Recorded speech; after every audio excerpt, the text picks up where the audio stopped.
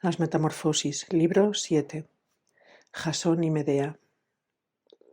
Ya los Minias cortaban las aguas con su tajamar de Págasa y habían visto a Fineo arrastrando su desvalida vejez bajo una noche perpetua, y los jóvenes hijos del Aquilón habían ahuyentado de la boca del desdichado anciano a los pájaros con cabeza de doncella, y tras muchas desventuras bajo el mando del ilustre Jasón habían alcanzado al fin las rápidas aguas del cenagoso Fasis. Y mientras visitan al rey y le piden el vellocino de Frixo, y se les impone a los Minias la terrible condición de unas tareas gigantescas, entretanto la hija de Eetes se inflama con poderoso fuego y tras larga lucha, no pudiendo dominar la pasión con la razón, dice: En vano, Medea, te resistes, algún dios se te opone. ¿Qué hay de sorprendente? Esto o algo muy parecido a esto es lo que la gente llama amor. Pues, ¿por qué lo ordenado por mi padre me parece demasiado duro? Es demasiado duro. ¿Por qué temo que muera quien apenas acabo de conocer? ¿Cuál es la causa de tan gran temor? Arroja de tu corazón de muchacha las llamas que lo devoran, si puedes, desdichada. Si yo pudiera, sería más sensata. Pero me arrastra contra mi voluntad una fuerza desconocida y una cosa me aconseja el deseo, otra la razón. Veo lo mejor y lo apruebo, pero sigo lo peor. ¿Por qué tú, hija de rey, te abrasas por un huésped y sueñas con un marido extranjero? También esta tierra puede darte un amor. Que viva él o muera, de los dioses depende. Pero que viva. Esto podría suplicarlo aun sin amarle, pues ¿qué delito ha cometido Jasón? ¿A quién, a no ser un insensible, no impresionaría la edad de Jasón, su cuna y su valor? ¿A quién, si le faltara todo esto, no conmovería con su belleza? Mi corazón lo ha conmovido de veras. Y si no le presto ayuda, recibirá el aliento de fuego de los toros y combatirá con enemigos de su propia cosecha, hijos de la tierra, o será entregado como carnaza humana al voraz dragón. Si soporto esto, admitiré entonces que he nacido de una tigresa y que llevo hierro y pedruscos en mi corazón.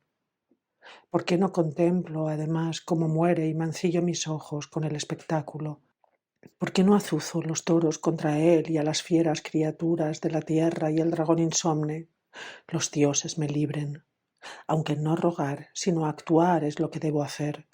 Voy a entregar el reino de mi padre y a salvar con mi ayuda a un desconocido extranjero, para que, salvado gracias a mí, sin mí largue velas a los vientos, sea el marido de otra y quede yo, Medea, abandonada al castigo.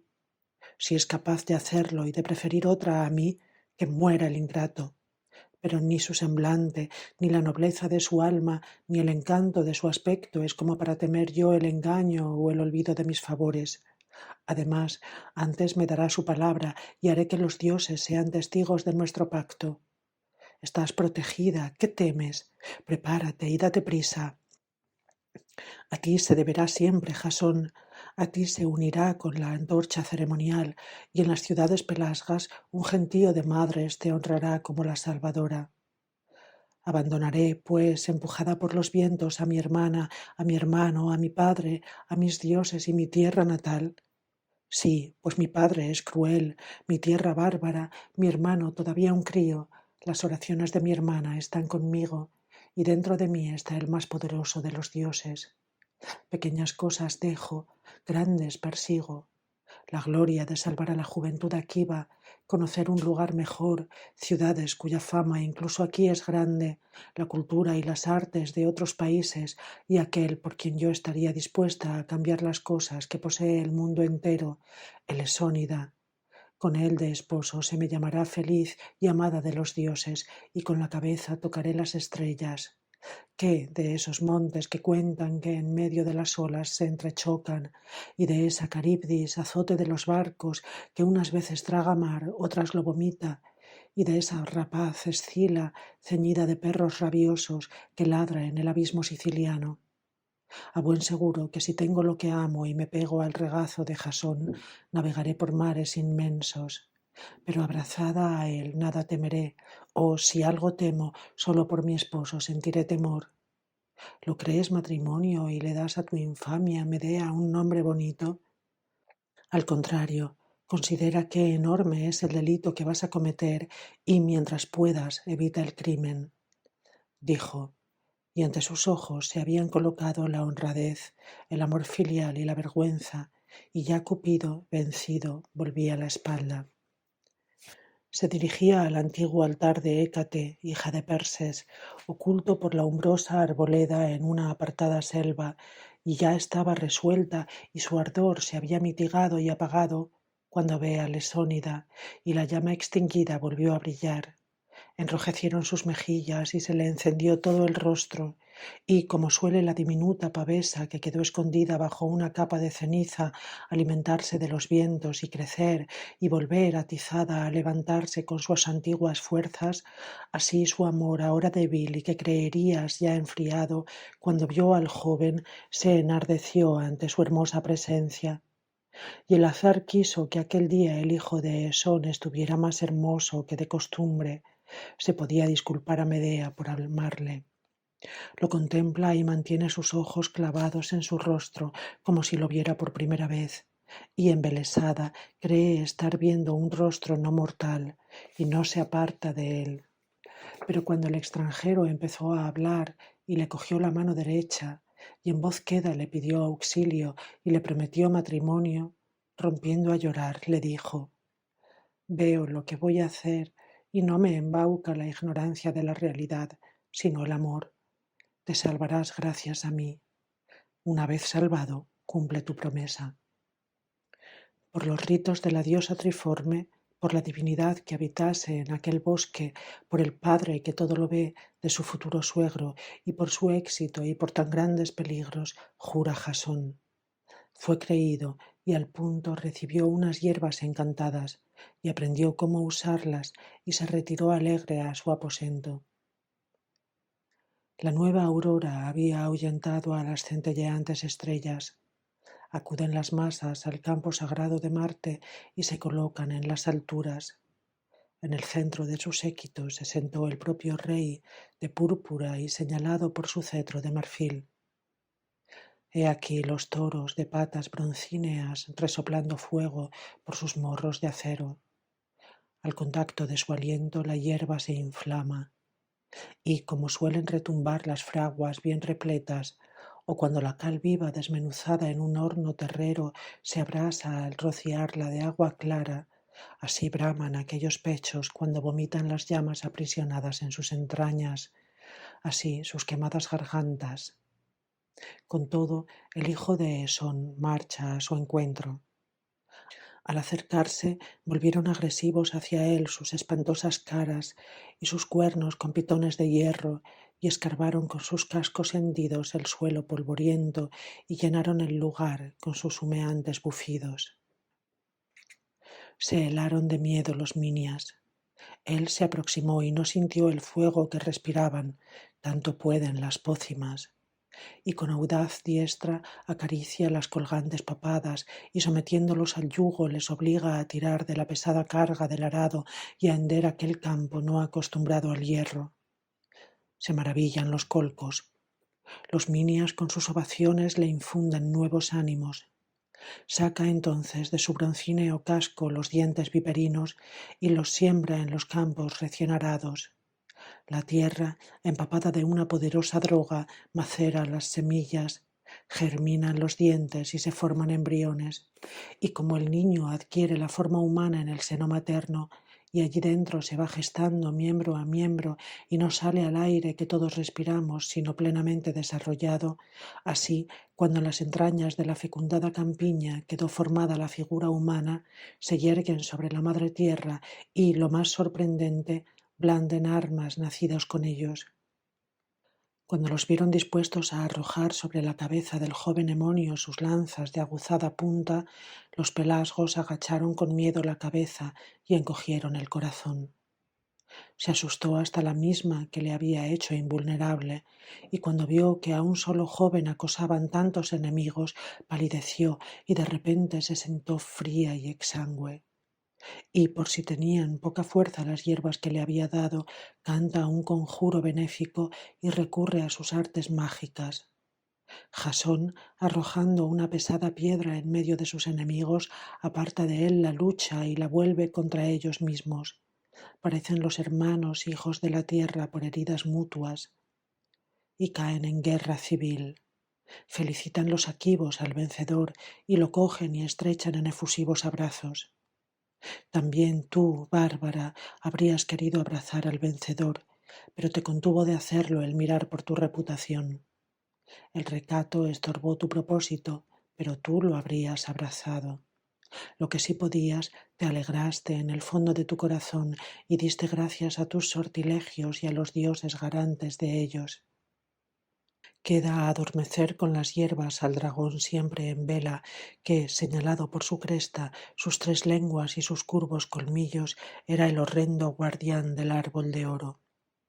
Luego que lo regó con unas hierbas de jugo somnífero y que por 3 veces pronunció conjuros que infunden plácidos sueños y que detienen el mar alborotado y los ríos impetuosos, vino el sueño a unos ojos que no lo conocían, y el heroico hijo de Esón se apodera del oro, y ufano con su botín y llevando consigo a la que le dio su poder, su segundo botín, arribó victorioso con su esposa al puerto de Iolco. Esón. Las madres emonias portan ofrendas por haber recobrado a sus hijos, también los ancianos padres, y derriten al fuego montones de incienso, y con sus cuernos recubiertos de oro cae inmolada la víctima prometida.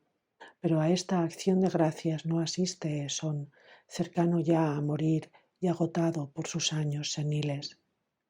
Entonces el hijo de Esón habló así: Esposa a quien confieso que debo mi vida, aunque me lo has dado todo y la suma de tus favores ha sobrepasado lo imaginable, sin embargo, si pueden esto tus hechizos, pues ¿qué no pueden? Quítame unos años y añádelos a mi padre.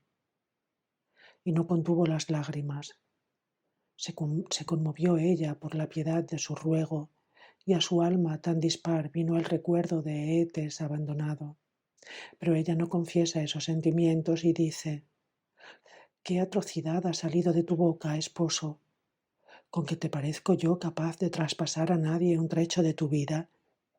Ni Hécate lo permitiría, ni es justo lo que pides. Pero un don mayor que este que pides intentaré otorgártelo, Jasón. Con mis artes probaré a rejuvenecer la avanzada edad de mi suegro. Y no con tus años, basta que la diosa Triforme me asista y asienta propicia a mi enorme atrevimiento. 3 noches faltaban para que los cuernos se juntaran por entero y completaran el disco. Cuando en su máxima plenitud brilló la luna y contempló la tierra con su cara llena, sale Medea de palacio, vestida con ropas desceñidas, los pies desnudos, desnudos los cabellos derramados sobre sus hombros, y a través del mudo silencio de la medianoche lleva sus pasos errantes, sin compañía. Un sueño profundo había dormido a hombres, pájaros y fieras. Sin ningún ruido se desliza como sonámbula. Sin ningún ruido están los setos y silenciosas las hojas inmóviles, silencioso el aire húmedo. Solo las estrellas centellean. A ellas tendió los brazos, volviéndose 3 veces. 3 veces humedeció su cabello con agua tomada del río, y 3 alaridos soltó por su boca, y humillando las rodillas en la dura tierra, dice: Noche, fidelísima para los secretos, y vosotras, doradas estrellas, que con la luna sucedéis a los rayos del día, y tú, Hécate de 3 cabezas, que conocedora de mis propósitos acudes en mi auxilio, y vosotros en salmos y artes mágicas, y tú, tierra, que provees a los magos de hierbas eficaces, y vosotros, brisas y vientos, montes, ríos y lagos, dioses todos de los bosques y dioses todos de la noche, venid. Con vuestra ayuda Cuando he querido, los ríos retrocedieron a sus fuentes con asombro de las orillas, y con mis hechizos calmo los mares encrespados y encrespo los calmados, y disperso y junto las nubes, y alejo y convoco los vientos, con mis conjuros y en salmos rompo las fauces de las víboras, y muevo la roca viva y los árboles y los bosques, arrancándolos del sueño, y hago a los montes temblar, a la tierra rugir y a los muertos salir de sus sepulturas. También a ti, luna, te hago bajar, por mucho que los bronces de Temesa alivien tus eclipses. A mis conjuros palidece hasta el carro de mi abuelo, palidece la aurora con mis drogas. Vosotros por mí debilitasteis las llamas de los toros y cargasteis con un curvo arado sus cuellos que ignoraban el peso. Vosotros provocasteis entre los hijos de la serpiente una feroz guerra y dormisteis al guardián que desconocía el sueño, y engañando a su protector enviasteis el oro a las ciudades griegas. Ahora hay necesidad de un elixir gracias al cual la vejez rejuvenezca y vuelva a la flor y recobre sus años primeros. Y lo concederéis, pues no han centelleado en vano los astros, ni en vano está aquí mi carro tirado por las cervices de dragones alados. Allí estaba el carro, bajado del cielo. Tan pronto como subió al carro y acarició el cuello de los embridados dragones y empuñó las ligeras riendas en sus manos, es arrebatada a las alturas y divisa allá abajo el Tesalio Tempe y encamina sus serpientes hacia determinadas regiones y ojea las hierbas que producen el Osa y el Alto Pelio y el Otris y el Pindo y el Olimpo más elevado que el Pindo, y a las que da por buenas, unas las arranca de raíz, otras las corta con la curva hoja de una broncínea hoz. También le agradaron muchos hierbajos de las ribeas del Apídano, y muchos también del Anfriso, y no quedaste tú exento en Hípeo. También el Peneo, también las aguas del Esperquio aportaron algo, y las juncosas orillas del Bebe. Cogió además en la Eubea Antédone una hierba vivaz, todavía no célebre por la transformación del cuerpo de Glauco. Y ya el 9º día y la 9ª noche la habían visto recorrer todos los campos con su carro y alados dragones, cuando regresó. Sus dragones no tuvieron otro contacto que el olor, y aun así se despojaron de su piel de añosa vejez. Al llegar se detuvo antes de cruzar el umbral de la puerta, y solo el cielo es su techo, y rehúye el contacto del marido, y levanta 2 altares de césped, a la derecha el de Hécate, al lado izquierdo el de la juventud. Cuando los hubo ceñido de verbena y de verdor agreste, no lejos de allí excava 2 fosas en la tierra y celebra un sacrificio. Clava el cuchillo en una garganta de negro vellón e inunda de sangre las amplias zanjas. Vierte entonces encima jarras de líquido vino y vierte otras jarras de tibia leche, al tiempo que profiere conjuros y aplaca a las divinidades de la tierra y ruega al rey de las sombras y a su raptada esposa que no tenga prisas por deshojar aquel cuerpo de su alma senil. Cuando los hubo aplacado con sus plegarias y largo murmullo, ordenó que fuese sacado a la intemperie el cuerpo agotado de Esón, y tras dormirlo con hechizos en profundo sueño, lo extendió como un cadáver sobre un lecho de hierbas. Ordena que se alejen de allí Jasón y sus servidores, y les advierte que aparten de los misterios sus ojos profanos. Se alejan como se les ordenó. Medea, sus cabellos sueltos, corre en derredor de los altares en llamas como una bacante, y en las fosas negras de sangre empapa trozos de leña, luego los enciende en ambos altares y purifica al anciano 3 veces con fuego, 3 veces con agua, 3 veces con azufre. Entretanto, en un caldero allí colocado un poderoso brebaje hervía y bullía, blancuzco por la burbujeante espuma. Dentro cuece Medea las raíces que ha cortado en el valle Tesalio, y semillas y flores y negros jugos. Añade piedras traídas del extremo oriente y las arenas que lavan el flujo y reflujo del mar océano. Agrega también escarcha recogida de noche a la luz de la luna y a las alas malditas de un vampiro, así como sus carnes y las entrañas de un equívoco lobo que solía trucar en humana su apariencia bestial. y no faltó allí la membrana escamosa de una delgada hidra del río Cnips y el hígado de un ciervo longevo. A esto añadió además pico y cabeza de una corneja que ha vivido 9 generaciones. Luego que con estas y otras 1000 cosas innombrables la bárbara ha dispuesto su plan, ambicioso para una mortal, con la rama de un viejo olivo hace ya mucho tiempo seca lo revolvió todo, mezclando lo de abajo con lo de arriba. He aquí que el viejo leño, removido en el hirviente caldero, se torna primero verde, no mucho después se cubre de hojas y de repente se carga de gruesas aceitunas. Y por donde quiera que el fuego salpicó espuma fuera del hueco caldero y cayeron al suelo gotas calientes, la tierra reverdece y crecen flores y tiernas hierbas. Nada más ver esto, Medea empuña una espada y le corta las yugulares al anciano, deja que salga la sangre vieja y lo atiborra de su elixir. Cuando Esón lo absorbió, por la boca y por la herida, su barba y sus cabellos se despojaron de sus canas y cobraron de inmediato color. Huye derrotada la demacración, se esfuman la palidez y la decrepitud, se llenan las profundas arrugas con carne nueva y sus miembros se muestran vigorosos. Se maravilla Esón y recuerda que así era él en otro tiempo, 40 años atrás. Desde lo alto había visto Liber tan extraordinario prodigio, y dándose cuenta de que era posible devolver a sus nodrizas sus años juveniles, recibe de la Cólquide este obsequio. Pelias. Para seguir con sus mañas, simula Medea un falso disgusto con su esposo, y suplicante se refugia en la casa de Pelias. La reciben sus hijas, pues él está achacoso por la vejez.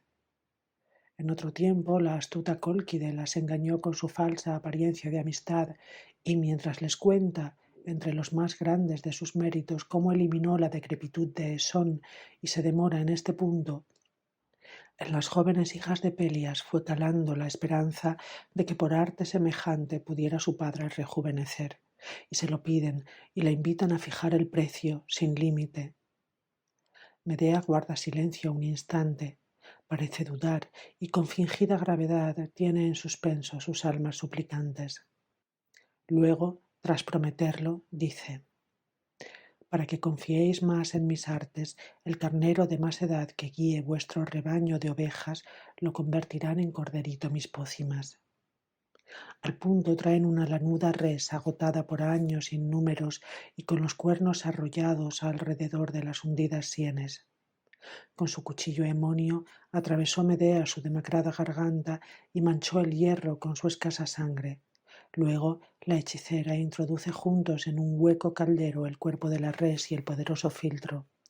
La droga acorta los miembros, borra los cuernos y junto con los cuernos también los años, y desde el interior del caldero se oye un tierno balido. De pronto, asombrados aún del balido, salta fuera un cordero que huye juguetón y busca unas ubres que le den leche. Pasmáronse las hijas de Pelias, y una vez que las promesas se demostraron fiables, la apremiaron con mayor insistencia. 3 veces había Febo quitado el yugo a sus caballos, sumergidos ya en el río de Iberia, y por cuarta noche centelleaban las radiantes estrellas cuando la pérfida hija de Eetes coloca sobre el voraz fuego agua pura y hierbas sin poderes. Y ya el sueño, semejante a la muerte, relajando su cuerpo, poseía al rey, y junto con el rey y a sus guardianes, sueño producido por sus ensalmos y el poder de su mágica lengua.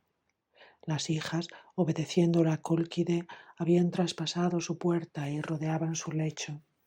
Medea les decía: ¿por qué dudáis ahora, cobardes? Empuñad las espadas y sacad la sangre vieja para que pueda rellenar yo de sangre joven las venas vacías. En vuestras manos está la vida y la edad de vuestro padre. Si sentís amor de hijas y no alimentáis vanas esperanzas, cumplid este deber filial y expulsad su vejez con las armas. Descargad el hierro y derramad su sangre purulenta. Así alentadas, conforme cada una es buena hija, es la primera mala hija, y para no ser criminal comete un crimen.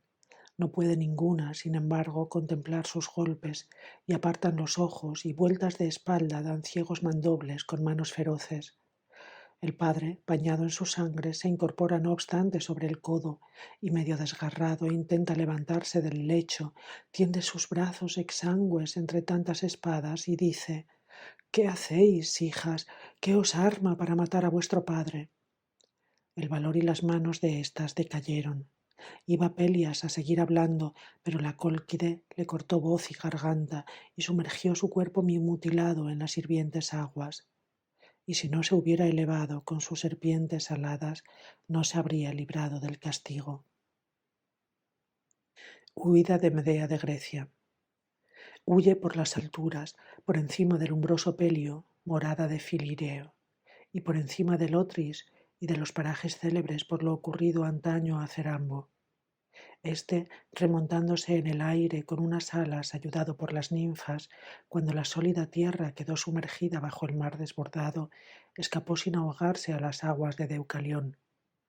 Deja Medea a la izquierda la Eolia Pítane y la figura hecha de piedra de una larga serpiente, y el bosque de Lida, donde Líber ocultó, bajo la falsa apariencia de un ciervo, un novillo robado por su hijo, y el lugar donde el padre de Córito está enterrado bajo una fina capa de arena, y los campos que aterrorizó Mera con sus inauditos ladridos, y la ciudad de Eurípilo, donde las madres de Cos llevaron cuernos mientras se alejaba el ejército de Hércules, y a Rodas, la de Febo, y a los Télquides de Yáliso, cuyos ojos todo lo malogran con su sola mirada, a quienes Júpiter, irritado, hundió bajo las olas de su hermano. Cruza también las murallas carteas de la antigua Cea, donde un padre, Alfidamante, habría de asombrarse un día de que del cuerpo de su hija pudiera nacer una pacífica paloma. Ve luego el lago de Irie y la tempe de Cicno, que hizo célebre el cisne aparecido de repente, pues Filio, por orden del muchacho, había domado y llevado allí unas aves y un fiero león. También se le ordenó vencer a un toro y lo había vencido, pero irritado por el continuo desprecio de su amor le negaba el toro, último trofeo al que se lo pedía. Indignado éste: «Desearás dármelo», dijo, y se arrojó desde una alta roca. Todos creían que había caído. Convertido en cisne, planeaba en el aire con sus níveas alas. Su madre Irie, que ignoraba estaba a salvo, se derritió en lágrimas y formó el estanque que toma su nombre. Junto a estos parajes está Pleurón, en donde la Ofía de Combe escapó con alas temblorosas de los golpes de sus hijos. Luego divisa los campos de la letoide Calaurea, que son testigos de la transformación de un rey y su esposa en aves. A la derecha está el Cilene, donde Menefrón habría de yacer con su propia madre a la manera de las fieras salvajes. Lejos de allí, a su espalda, descubre al Cefiso llorando el destino de su nieto, convertido por Apolo en gruesa foca, y también la casa de Eumelo, de duelo por su alado hijo. Por fin alcanzó con sus alas viperinas Éfira la Pirénide. Allí, contaban los antiguos, y en el albor de los tiempos, de hongos nacidos tras la lluvia, surgieron cuerpos humanos. Teseo. Pero una vez que la recién casada ardió por los hechizos colcos, y entrambos mares vieron en llamas el palacio real, su impía espada se bañó en la sangre de sus hijos, y así, vengándose cruelmente, escapó la madre a las armas de Jasón. Desde allí, llevada por sus dragones titánicos, penetra en la ciudadela de Palas, que a ti, justísima Fene, y a ti, anciano Périfas, os vio volando juntos, y a la nieta de Polipemón planear con insólitas alas. Acoge a Medea Egeo, único acto que se le puede censurar, y no basta la hospitalidad, incluso la une así en matrimonio. Y ya estaba allí Teseo, vástago desconocido para su padre, que con su valor había pacificado el istmo entre dos mares. Para su perdición, mezcla Medea el acónito que un día trajera consigo desde las riberas de la Escitia. Cuentan que este veneno surgió de los dientes de la perra de Equidna. Hay una oscura caverna con tenebrosa embocadura. Hay un camino en pendiente por el que el héroe de Tirinto arrastró, atándolo con cadenas de acero a Cérbero, que se resistía y apartaba sus ojos de la luz del día y de los esplendorosos rayos del sol. Excitado Cérbero, con rabiosa cólera, llenó los aires con sus 3 ladridos simultáneos y salpicó de blancuzca espuma los verdes campos. Esa espuma se cree que se solidificó y que tomando alimento del fértil y fecundo suelo cobró propiedades maléficas. Y porque esta hierba crece y vive en las duras rocas, los campesinos la llaman acónito. Por ardid de su esposa se la ofreció Egeo a Teseo, el padre al hijo, creyéndole enemigo. Ya Teseo había cogido incauto con su diestra la copa ofrecida cuando su padre reconoció en el puño marfileño de su espada el emblema de su casa y arrancó de sus labios aquel crimen. Medea escapa a la muerte en la niebla provocada por sus hechizos. El padre, aunque se alegra de ver al hijo sano y salvo, está espantado, no obstante, de que por muy poco hubiera podido cometerse una enorme atrocidad. Alumbra los altares con fuego y colma de ofrendas a los dioses. Las hachas hieren los carnosos cuellos de unos bueyes con su testuz ceñida de cintas. Cuéntase que ningún día lució tan festejado como aquel por los erectidas. Los notables y el pueblo llano celebran banquetes y cantan también este himno inspirado por el vino. A ti, grandísimo Teseo, te admiró Maratón por la sangre del toro de Creta, y si el labrador ara Cromión sin temor al jabalí, don y obra tuya es. Gracias a ti, la tierra de Epidauro vio caer la prole de Vulcano, armada de mazas, y la ribera del Cefiso vio caer al feroz Procustes, y Eleusis, la ciudad de Ceres, vio la muerte de Cerción. Murió aquel Sinis que hacía mal uso de sus inmensas fuerzas, que podía curvar los troncos y doblaba desde sus copas hasta el suelo pinos destinados a desparramar cuerpos. Un camino seguro se abre hasta Alcátoe, fortaleza de los Léleges, y una vez derrotado Escirón y a los huesos dispersos del bandido la tierra y el mar le niegan la sepultura. Tras siglos de ser zarandeados, dícese que el tiempo los endureció en peñascos a los que se aferra el nombre de Escirón. Si quisiéramos enumerar tus glorias y tus años, tus hazañas sobrepasarían a tus años. Por ti, el más valiente, hacemos en público votos, en tu honor tomamos tragos de vino. El palacio resuena con las ovaciones del pueblo y las preces de sus admiradores, y en toda la ciudad reina la alegría. Minos y Céfalo, 1.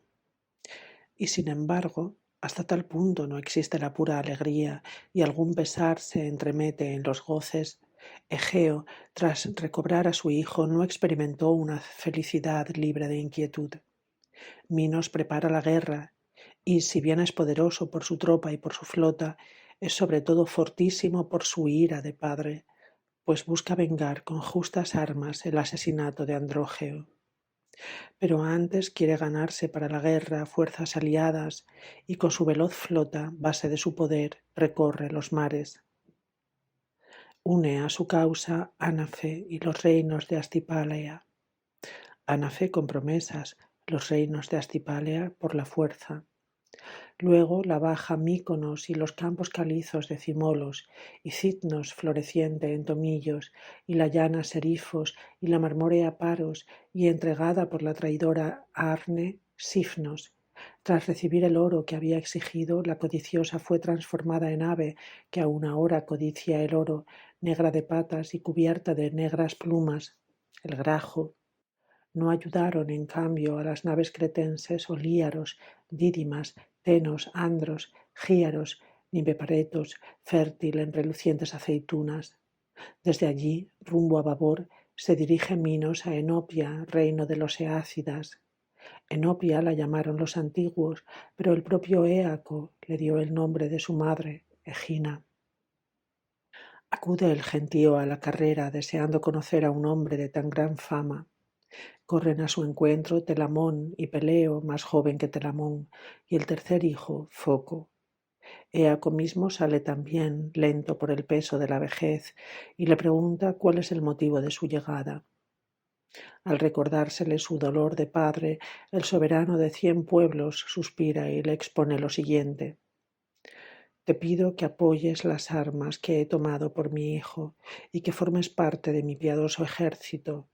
Reclamo el consuelo para un muerto. Le contestó el nieto de Asopo: pides en vano algo que mi ciudad no puede hacer, pues no hay tierra más unida a esta que los cecrópidas. Tal es nuestra alianza. Minos se marchó enojado, diciendo: tu alianza te costará cara. Y juzga más provechoso amenazarle con la guerra que hacerla y desgastar allí antes de tiempo sus fuerzas. Todavía se podía divisar la armada de Licto desde los muros enopios cuando, lanzando a toda vela, se presenta un navío ático y penetra en el puerto amigo trayendo a Céfalo y con él un encargo de su patria. Los jóvenes eácidas, aunque hacía mucho que no lo veían, reconocieron sin embargo a Céfalo, le dieron la mano y lo condujeron al palacio de su padre. Entra majestuoso el héroe, que conserva todavía trazas de su antigua belleza. Porta una rama de olivo de su patria y lleva a su derecha y a su izquierda, mayor que ambos, a dos más jóvenes, Clito y Butes, hijos de Palante. Luego que los prolegómenos del encuentro escucharon las palabras de protocolo, Céfalo cumple el encargo del hijo de Cécrope. Les pide ayuda, recuerda el tratado y los lazos ancestrales y añade que el imperio sobre Acaya entera es lo que pretende Minos. Cuando su elocuencia hubo así favorecido la causa a él confiada, Éaco, apoyando la mano izquierda en el puño de su cetro, respondió: no pidas ayuda a Atenas, tómala y no dudes en considerar como tuyas las fuerzas que tiene esta isla y todo lo que el estado actual de mis dominios posee. Poderío no me falta, me sobran soldados y estos son, gracias a los dioses, tiempos felices que no ofrecen excusa. Que de veras sea así, dijo Céfalo, que tu ciudad crezca en habitantes te deseo. Hace poco, al venir para acá, sentí verdadera alegría cuando jóvenes tan bellos como parejos en edad salieron a mi encuentro, pero entre ellos echo en falta a muchos que vi la vez anterior que me recibisteis en vuestra ciudad. La peste de Egina. Éaco gimió y con voz triste dijo así: a un comienzo doloroso siguió mejor fortuna, ojalá pudiera contarte esta sin aquel.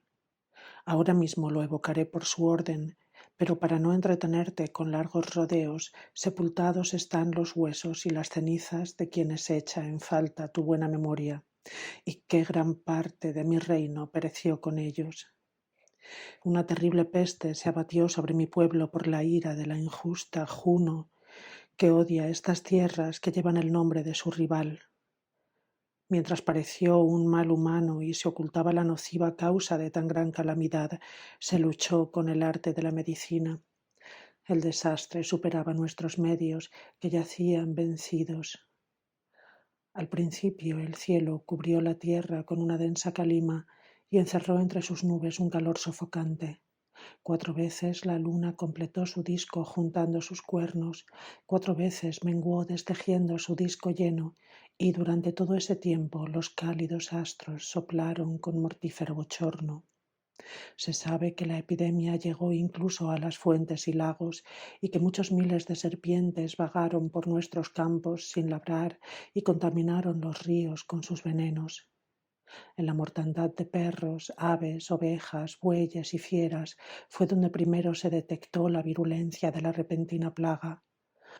Se maravilla el pobre labriego de que en plena labor se desplomen sus fornidos bueyes y queden tendidos en mitad del surco. A los rebaños lanudos que profieren balidos lastimeros se les caen por sí solas las lanas y sus cuerpos se llagan.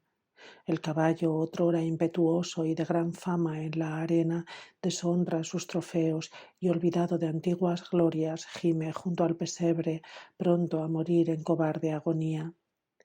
No se acuerda el jabalí de su rabia, la cierva de confiarse a la carrera, ni los osos de atacar robustos rebaños.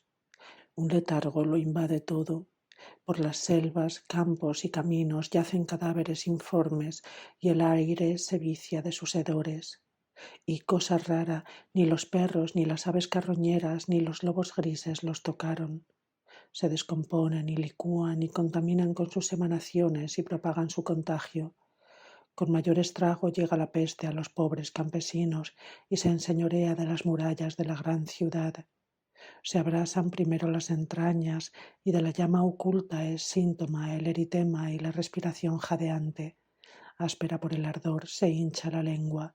Reseca por el cálido aliento cuelga la boca abierta y las boqueadas capturan un aire pesado. No pueden soportar lecho ni ropa alguna, sino que colocan sus huesudos pechos sobre la tierra y el cuerpo no se enfría con el suelo, más bien el suelo se calienta con el cuerpo.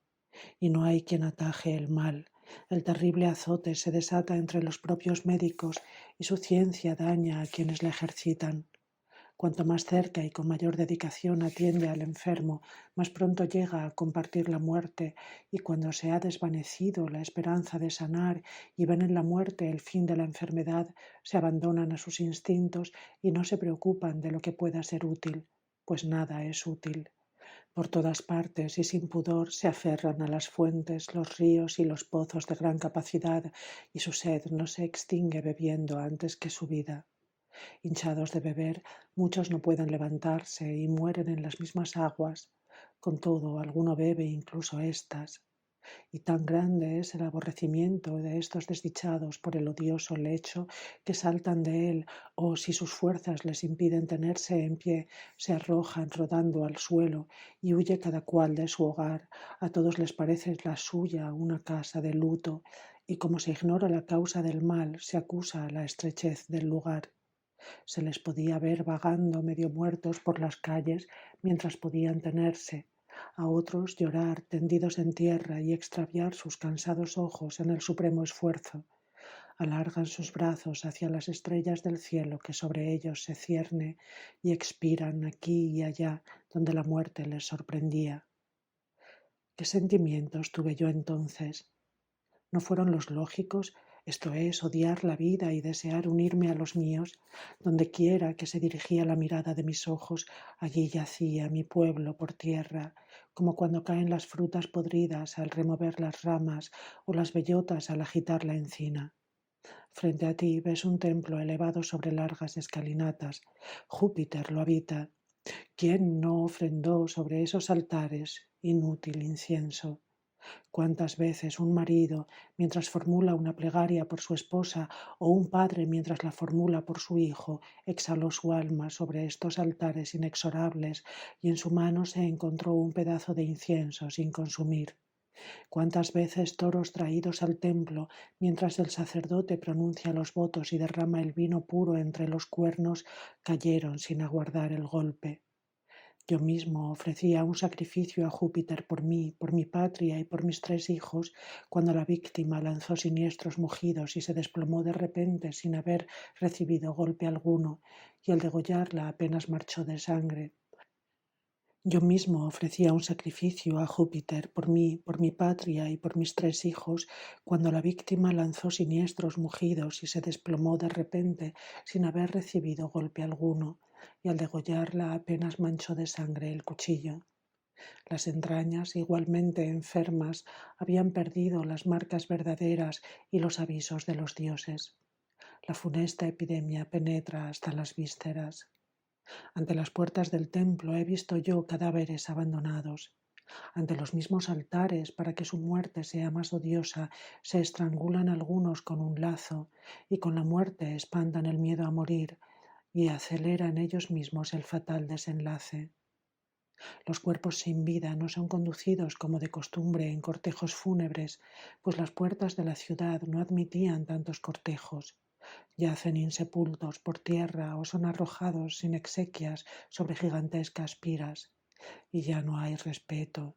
Pelean por las piras y arden los suyos en fuego ajeno. Falta quien les llore y no lloradas vagan las almas de los hijos y de esposos, de jóvenes y viejos, y ni hay sitio para los túmulos ni árboles suficientes para los fuegos.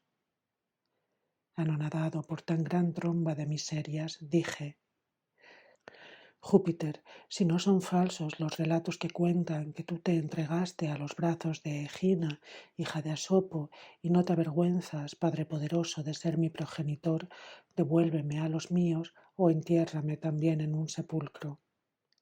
Él dio una señal con un relámpago seguido de un trueno. Yo los acepto, dije, y ruego que sean indicios favorables de tu voluntad, y tomo en prenda el presagio que me das.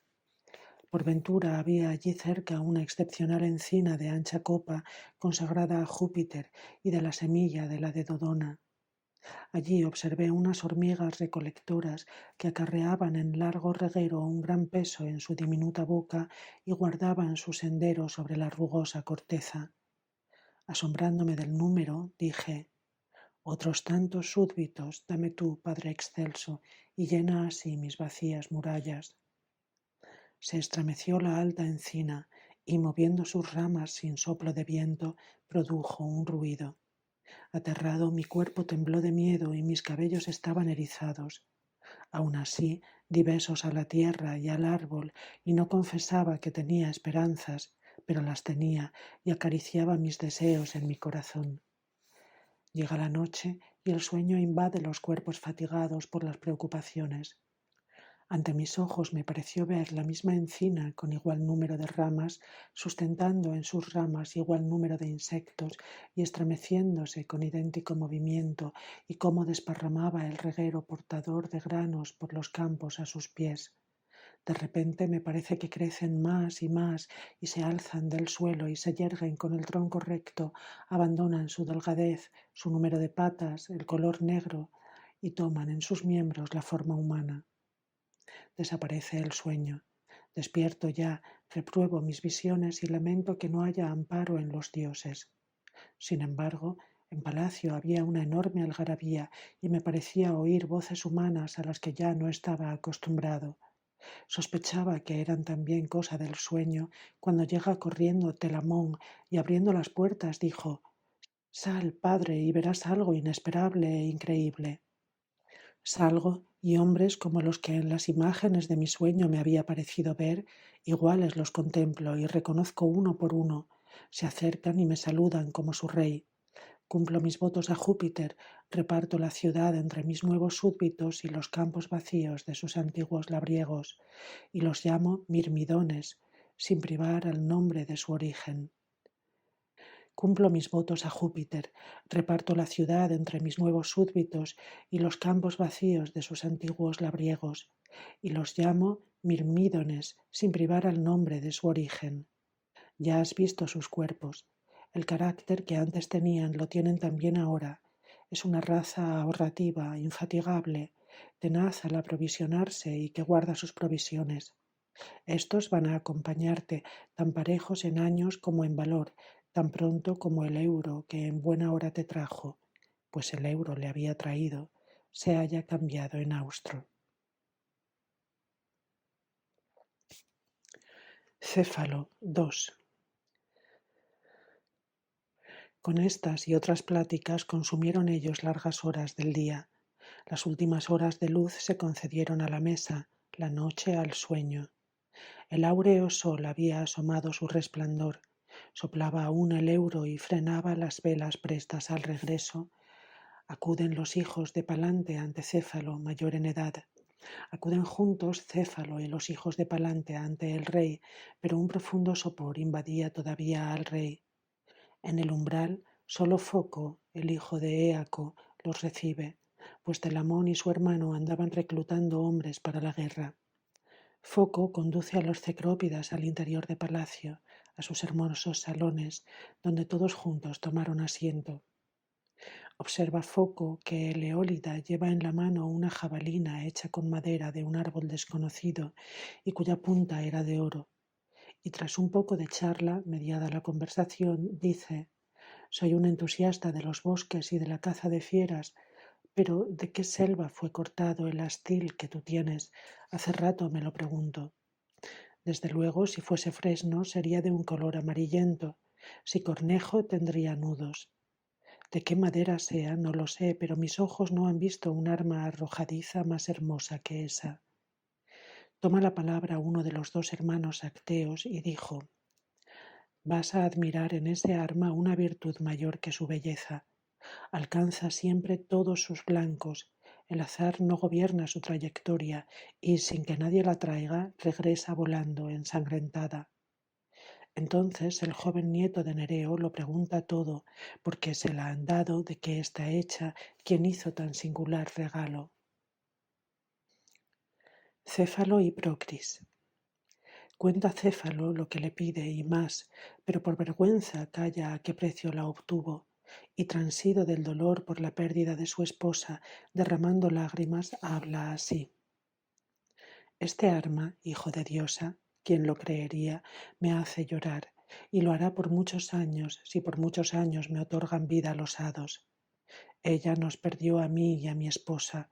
Ojalá hubiera carecido siempre de este don. Era Procris, si es que a tus oídos suena más Oritía, hermana de la raptada Oritía. Pero si quisieras comparar la figura y el carácter de las dos, más digna era ella de ser raptada. Su padre, Erecteo, la unió a mí. El amor la unió a mí. Feliz me decían, y lo era. Mas no lo aprobaron los dioses, o de otro modo quizás seguiría siéndolo ahora. Corría el segundo mes después de la ceremonia nupcial, y estaba yo tendiendo redes a los astados ciervos, cuando desde la cima más alta del siempre florido Himeto me ve la adorada Aurora, al amanecer, tras ahuyentar las tinieblas.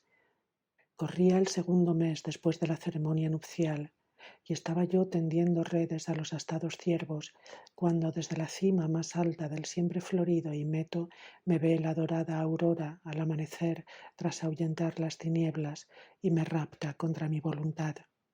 Diré la verdad con permiso de la diosa.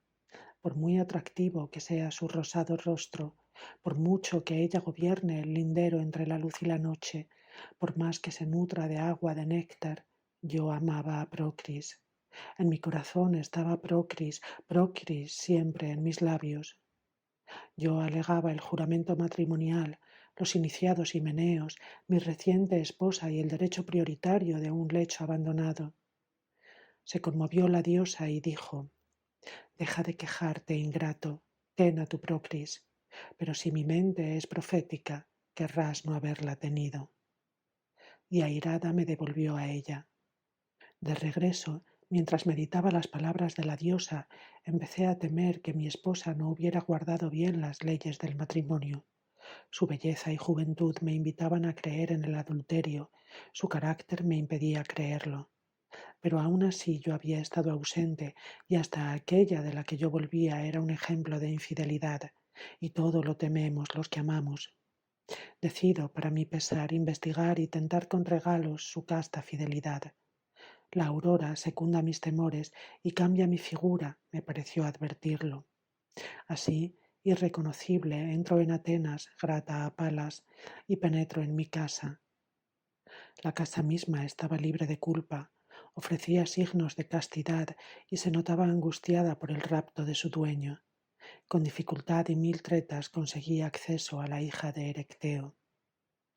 Al verla me embelesé y cerca estuve de abandonar el plan para tentar su fidelidad. Apenas pude contenerme sin confesarle la verdad y darle besos como hubiera debido. Estaba ella triste, pero triste y todo, ninguna puede estar más hermosa que ella, afligida por la añoranza de su arrebatado esposo. Imagínate, Foco, cómo sería la belleza que había en ella cuando así la embellecía el propio dolor. ¿Para qué contarte cuántas veces un natural virtuoso rechazó mis tentativas? Cuántas me dijo: para uno solo me guardo, donde quiera que esté, para él solo guardo mis goces. ¿Para qué hombre en su sano juicio no hubiera sido bastante grande tal prueba de fidelidad? Yo, no satisfecho, hurgo en mi propia herida hasta que, hablando de darle dinero por una noche y aumentar los regalos, al fin la hice dudar. En mala hora victorioso grito: por desgracia tienes ante ti un falso amante. Era yo tu verdadero marido. Estás cogida, pérfida, y soy testigo. Nada dijo ella, tan solo, vencida por callada vergüenza, huyó de su traicionera casa y de su mal esposo. y detestando por rencor hacia mí a todo el sexo viril, vagaba por los montes ocupada en las tareas de Diana. Entonces, abandonado, una pasión más impetuosa me cala hasta los huesos. Le imploraba perdón y confesaba mi error, así como que también yo, de mediar regalos, habría sucumbido a semejante culpa si tan grandes regalos me fueran ofrecidos. Tras reconocer yo esto y quedar ella vengada de la pasada afrenta a su virtud, se entrega de nuevo a mí y pasa a mi lado en armonía dulces años. Me da además, como si el darse ella fuera pequeño obsequio, un perro como regalo. Su Cintia, al entregárselo, le dijo: en la carrera vencerá a todos. Me da también a la vez la jabalina que ves, tengo en mis manos. El perro de caza y la fiera. ¿Quieres saber cuál fue la suerte del otro regalo? Escucha algo asombroso. Te impresionará lo inaudito del caso. El hijo de Layo había resuelto los enigmas que el talento de sus predecesores no habían comprendido, y muerta estaba tras despeñarse la oscura adivina, olvidada de sus acertijos. Claro está que la bienhechora Temis no deja impunes tales cosas. Enseguida un segundo azote fue enviado contra la Aonia Tebas, y muchos campesinos temieron que la bestia fuera la ruina de sus rebaños y de sus propias vidas. Acudimos los jóvenes de la vecindad y cercamos los dilatados campos con un cordón de redes. La veloz fiera las salvaba en ágil salto y pasaba por encima de los hilos de las mallas tendidas. Se quita la traílla a los perros, pero la fiera escapa a su acoso y burla a la jauría más veloz que un pájaro. Todos a una me piden 1000 élaps, tal era el nombre del regalo. Rato hacía que el perro, pugnando por quitársela, tensaba la correa que le retenía por el cuello. Apenas se le había soltado y ya no podíamos saber dónde estaba. El polvo caliente guardaba las huellas de sus patas, pero él se había hurtado a nuestros ojos. Más rauda que él no es una lanza, ni las balas arrojadas por una honda volteada, ni sale del arco de Gortina una liviana flecha. La cima de una suave colina domina los campos limítrofes. Subo allí y contemplo el espectáculo de una singular carrera en la que la fiera tan pronto parecía ser capturada como escurrirse de la misma dentellada, y, astuta, no huye en línea recta ni muy lejos, sino que esquiva el hocico de su perseguidor y se vuelve en redondo para que su enemigo no mantenga su empuje. Este acosa, persigue a su par y parece atraparlo, pero no lo atrapa y da inútiles mordiscos al aire. Recurrí a mi jabalina, mientras mi derecha la blande, mientras intento ajustar los dedos a la correa, aparté la mirada, y cuando la volví de nuevo y la dirigí donde antes, allí veo en medio del campo, oh prodigio, 2 estatuas de mármol. Pensarías que la una está huyendo, la otra ladrando. Sin duda un dios quiso, si hubo un dios que los asistió, que ambos quedaran invictos en la disputa de la carrera. Muerte de Procris. Hasta aquí Céfalo, y cayó. ¿Y la jabalina? ¿Qué culpa hay en ella?, dice Foco. Y así le contó aquel la culpa de la jabalina. Mis alegrías, Foco, son el principio de mis penas. Primero te contaré aquellas. Me agrada recordar, hijo de Éaco, una época dichosa, nuestros primeros años, cuando yo era feliz con mi mujer y ella con su marido, como debe ser entre esposos. Un afecto mutuo y el amor conyugal nos poseía a ambos. Ni ella hubiera preferido el matrimonio con Júpiter a mi amor, ni había otra que me cautivara, aunque viniese la mismísima Venus. Llamas iguales inflamaban nuestros corazones. Apenas el sol hería las cumbres con sus primeros rayos, solía yo ir a cazar a los bosques con espíritu jovial, y no solían acompañarme sirvientes, ni caballos, ni perros de agudo olfato, ni tampoco las nudosas redes de lino. Estaba yo seguro con mi jabalina.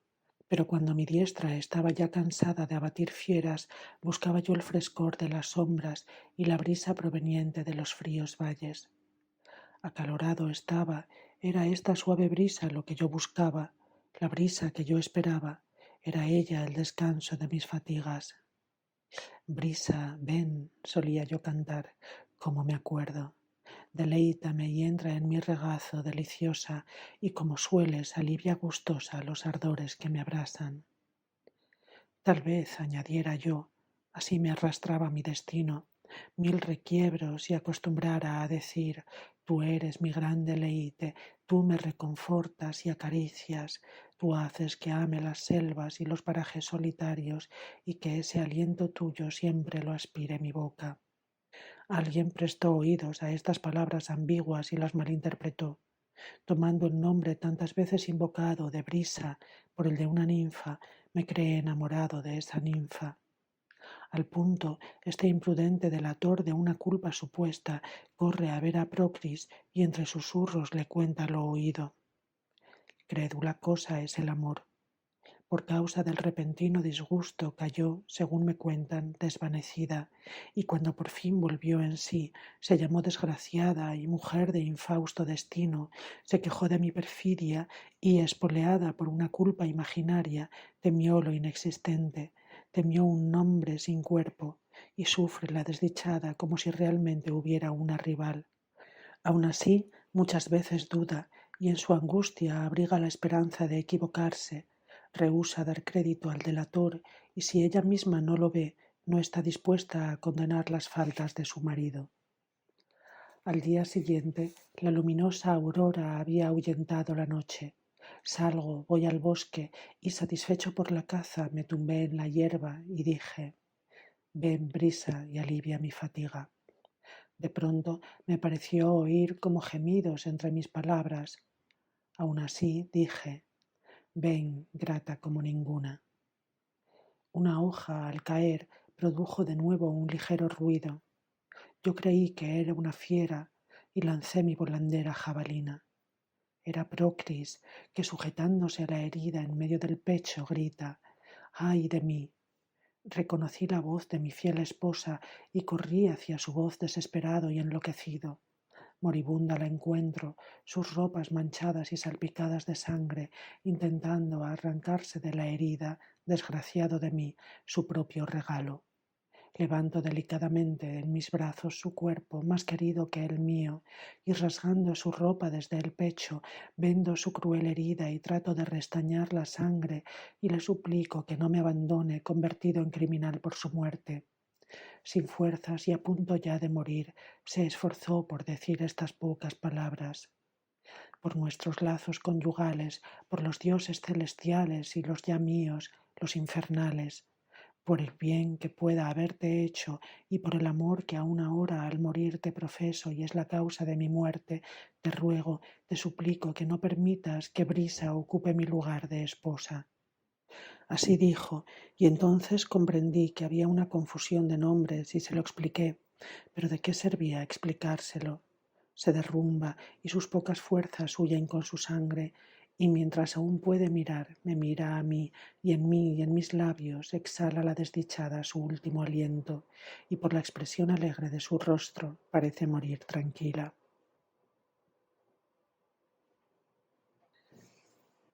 Céfalo 3. Lloraban mientras el héroe entre lágrimas les contaba esto. Y he aquí que entra Éaco con sus 2 hijos y la nueva tropa. De ésta se hace cargo Céfalo junto con sus poderosas armas.